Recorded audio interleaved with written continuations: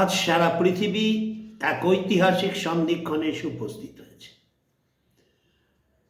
আমি বহুদিন সমাজ মাধ্যমের বিভিন্ন ক্ষেত্রে বলবার চেষ্টা করেছিলাম যে তৃতীয় বিশ্বযুদ্ধ লাগবার সম্ভাবনা ধীরে ধীরে বৃদ্ধি পাচ্ছে। শুরু হয়েছিল আজারবাইজান আর্মেনিয়া দিয়ে, তারপরে রাশিয়া এবং ইউক্রেন সঙ্গে ইউরোপ এবং ইউএসএ এলাই ইউক্রেনকে সাহায্য করল। পরবর্তী ক্ষেত্রে প্যালেস্তাইন এবং ইসরায়েলের ব্যাপক সংঘর্ষ দেখা দিল।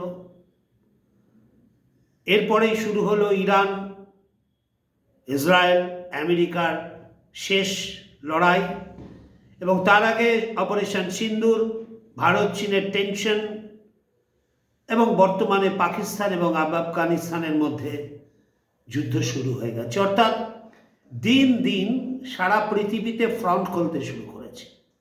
কিন্তু গতকাল যেটা এবং এই দুদিন ধরে যেটা হয়েছে সেটা পৃথিবীর যুদ্ধের প্যাটার্ন পরিবর্তন করেছে।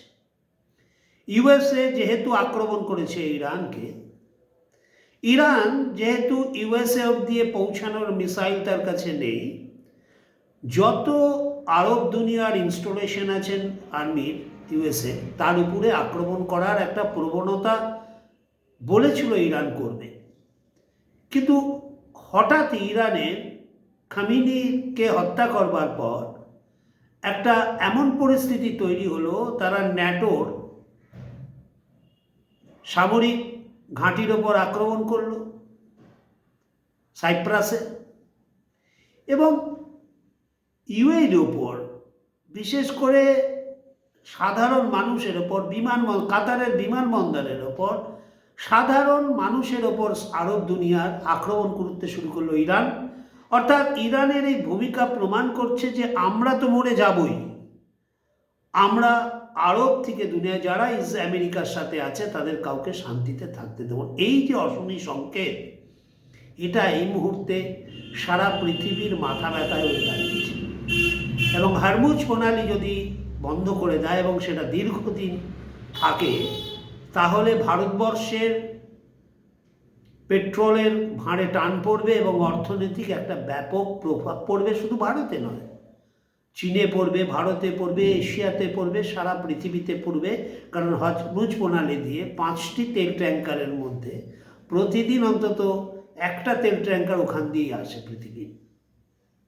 এই পরিস্থিতিতে ইরানের এই যে পরিস্থিতি, অর্থাৎ সিভিলিয়ান জায়গাতে আমেরিকা যেখানে বন্ধু দেশ আছে, আমেরিকায় পৌঁছাতে পারবো না, তাহলে আমেরিকার সাথে সংযুক্ত যাদের আছে তাদের আমি আক্রমণ করব। এই সূত্র ধরে ইসরায়েল এবং ইউএসএর লড়াইটা আরও সোজা হয়ে গেল। তার কারণ ন্যাটো অর্থাৎ ব্রিটেন, জার্মান এবং ফ্রান্স সম্ভবত এই যুদ্ধে অংশগ্রহণ করবে। তার কারণ যত তাড়াতাড়ি ইরানের মিসাইল উৎক্ষেপণ জায়গাগুলোকে শেষ না করা যায়, তাহলে পৃথিবীর এই আরব দুনিয়া দিয়ে শুরু করে বিভিন্ন ইনস্টলেশন আমেরিকার ন্যাটো থেকে শুরু করে তাদের বাঁচানো যাবে না। এর পরোক্ষ প্রভাব আমাদের উপর পড়বে অর্থনীতিতে। এদিকে পাকিস্তান এই মুহূর্তে সবচেয়ে এমন একটি জায়গায় আছে যেখানে ভারত একটা স্ট্র্যাটেজিক পয়েন্টে এসে দাঁড়িয়েছে। যে কোনো মুহূর্তে যে কোনো সিদ্ধান্ত ভারতের পক্ষ থেকেও নেওয়া হতে পারে। তার কারণ আফগানিস্তান আর ফুল ফ্রেজের ওয়ার শুরু হয়ে গেছে আফগানিস্তান এবং পাকিস্তানে। এবং ইসরায়েলের ইরানকে শেষ করবার পরবর্তী লক্ষ্য হবে তুরস্ক, এবং তার পরের লক্ষ্যটাই পাকিস্তান। কারণ ইসরায়েলের কথা হচ্ছে কোনো মুসলিম দেশের হাতে পরমাণু বোমা ইসরায়েল তার নিজের বিপদের কারণে রাখতে দেবে না। এবং আমরা জানি 80 সালে একটা সুযোগ এসেছিল ভারতের কাছে, পাকিস্তানে ইসরায়েল চেয়েছিল পরমাণু কেন্দ্র ধ্বংস করবার, ভারতের সাহায্য চাওয়ার। সেই সময় জিও পলিটিক্সের আঙিনায় ভারত সেই পরিস্থিতিতে ছিল না বলে ইসরায়েলের সাথে সংযুক্ত হয়নি। ইসরায়েল আমাদের বন্ধুই ছিল না। আপনারা জানেন অযাচিতভাবে 71 সালে আমাদের সাহায্য করেছিল ইসরায়েল।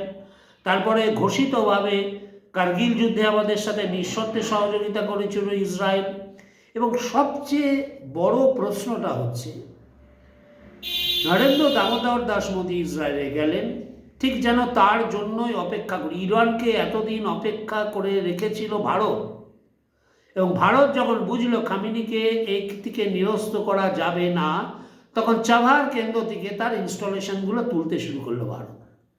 এবং এই বাজেটেও ইরান উষ্মা প্রকাশ করেছিল চাবহার বন্দরে ভারত কোনো ইনভেস্ট এবছর বাজেটে রাখেনি। এবং ভারত নরেন্দ্র মোদী ইসরায়েলে যাওয়ার আগেই সমস্ত ভারতীয়দের ইরান ছাড়তে বলেছিল। এবং ভারত এই যে নরেন্দ্র মোদীর শেষ প্রচেষ্টা যেটা ছিল ইরানকে, সেটা না পারা ইসরায়েলে যাওয়ার পরই আপনারা দেখেছেন নরেন্দ্র মোদী নামার সঙ্গে সঙ্গে 22টা রাফটার 12টা রাফটার 22 সবচেয়ে অত্যাধুনিক যুদ্ধ বিমান ইসরায়েল অবতরণ করেছিল। অর্থাৎ মোদি চলে আসার পর শেষ যে ইরানেরকে বোঝানোর শেষ যে বিষয় সেটা শেষ হয়ে গিয়েছিল। এবং শেষ ইরানকে যে আলটিমেটাম ইউএসএ দিয়েছিল সেটা অতিক্রান্ত হয়েছিল। তাই খুব তাড়াতাড়ি যে আক্রমণ হবে এটা বোঝা গিয়েছিল। আজকের দিনে দাঁড়িয়ে সবচেয়ে আমরা উৎকণ্ঠার মধ্যে আছি যে এই যুদ্ধ যদি বাড়তে থাকে, হরমুজ প্রণাল যদি স্ট্রেট যদি বন্ধ হতে থাকে, তাহলে আমাদের তেলের রপ্তানিতে ব্যাপক প্রভাব পড়বে। অর্থাৎ আমাদের যে অর্থনৈতিক গ্রোথ তাতে আঘাত পড়বে। এই মুহূর্তে ধীরে ধীরে ন্যাটো যুক্ত হতে চলেছে। এবং খুব আশ্চর্যজনকভাবে চীন যেভাবে ইরানকে ভেনেজুয়েলা থেকে তারা সাহায্য করতে পারেনি, ঠিক আছে, কিন্তু ইরানকে সাহায্যের মতো যা দিয়েছে তা একটাও ইরান প্রতিহত করতে পারছে না ইসরায়েল বা ইরান আমেরিকার আক্রমণকে। অর্থাৎ চীন যে পৃথিবীর যুদ্ধ যা মার্কেটটাকে এক্সপোর্ট মার্কেটটাকে নিতে চেয়েছিল, সেটা ভারত অপারেশন সিঁদুরে ভারত প্রমাণ করে দিয়েছে তাদের যুদ্ধাস্ত্রের কার্যকারিতা কতটা। এবং আজকে ইরানে ইসরায়েল এবং যেভাবে আমেরিকা মিসাইল অ্যাটাক করছে, তাদের এদের এয়ার ডিফেন্স সিস্টেম বলে কিছু নেই। এটা অনেকটাই চীন থেকে নেওয়া হয়েছিল। এই জায়গায় দাঁড়িয়ে একটা সঙ্গীন জিও পলিটিক্সে আমরা দাঁড়িয়ে আছি। এবং ভারত খুব সুন্দরভাবে অত্যধিক ধৈর্যর সাথে বাংলাদেশের অশান্তটাকে ধীরে ধীরে কূটনৈতিকভাবে একটা জনগণের সরকারের মাধ্যমে একটু স্টেবল করেছে। ভারত আজকে দেশের মধ্যে সমস্ত কিছুকে একত্রিত করে আগামী লড়াইয়ের বিশ্ব লড়াইয়ের যে কোনো পরিস্থিতির জন্য তৈরি আছে। ভারতবাসী হিসাবেও আমাদের যে কোনো পরিস্থিতির জন্য তৈরি থাকতে হবে। এ পরিবেশ তৈরি হয়েছে। হয়তো কিছু না হলেও যদি হয় তাহলে ভারতবর্ষকেও অবতীর্ণ হতে হবে এই লড়াইয়ের বিভিন্ন ফ্রন্টে। সেই ফ্রন্টের জন্য সকল ভারতবাসী একত্রিত থাকবো আমরা, এবং ভারত মাতাই পৃথিবীতে আগামী দিনে পথ দেখাবে। এটাই আমরা আগামী দিনের বিশ্বকে বলবো।